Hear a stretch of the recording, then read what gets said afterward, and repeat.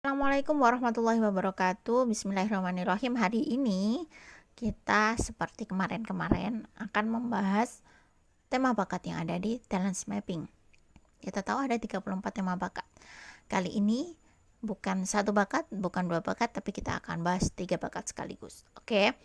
Apa sajakah bakat yang akan kita bahas hari ini? Yang pertama bakat communication, kedua bakat significance, dan yang ketiga adalah WOO, winning other over.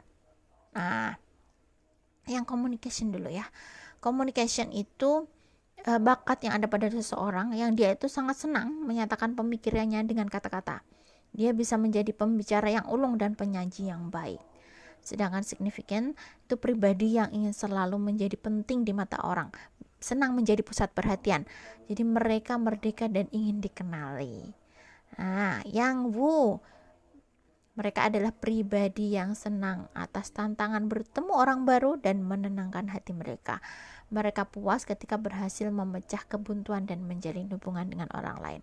Suka menyapa, ya, ketemu orang baru, suka menyapa seolah-olah udah kenal lama. Nah, itu orang Wu. Kalau communication pengennya mungkin ngomong aja, tapi biasanya kalau pada tahap tertentu, kematangan tertentu, dia akan menjadi pendengar yang baik. Itu orang communication. Signifikan tadi senang tampil ya, senang mendapat perhatian orang ya. Ya, itu 3 bakat yang akan kita dalami. Oke, selanjutnya kita akan bicara tentang persamaan ketiga bakat ini. Jadi apa persamaan antara bakat communication, significant, dan Wu? Ketiganya sama-sama masuk ranah influencing talent, artinya bakat yang berhubungan dengan mempengaruhi dan pastinya berhubungan dengan orang lain. Nah, perbedaannya apa? Perbedaannya ada di sini. Perbedaan communication dengan significant. Kalau communication itu dia menyampaikan pesan, sedangkan significant dia mendapatkan apresiasi. Titik tekannya di situ. Communication itu menyampaikan, signifikan itu mendapatkan apresiasi.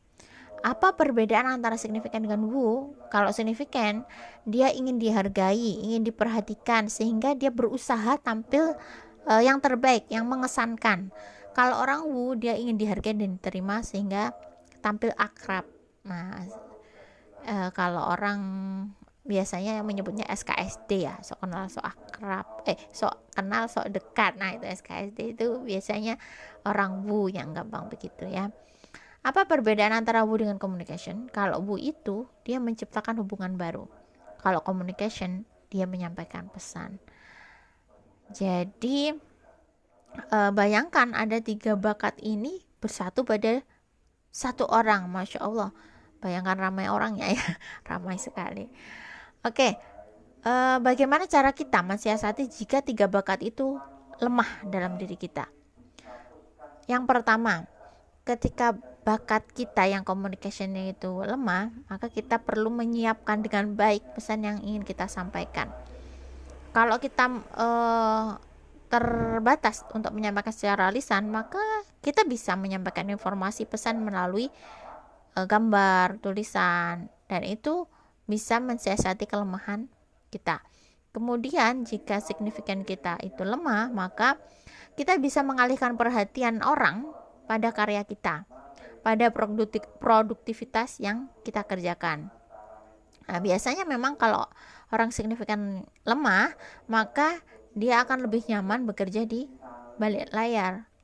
Dan kita perlu menemukan arti penting pesan yang akan kita sampaikan, sehingga pada saat tertentu, kondisi tertentu yang membutuhkan kita hadir di depan audiens, maka kita juga siap, tentunya dengan persiapan yang baik.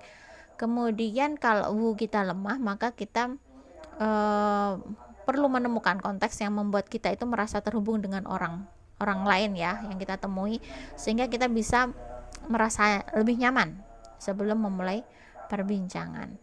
Bagaimanapun mungkin bagi orang yang Wu memang ketika tidak ada obrolan, tidak menyapa, itu rasanya dunia sepi ya. Tapi bagi orang yang Wu-nya lemah, mungkin itu sesuatu yang tidak penting menyapa orang lain itu.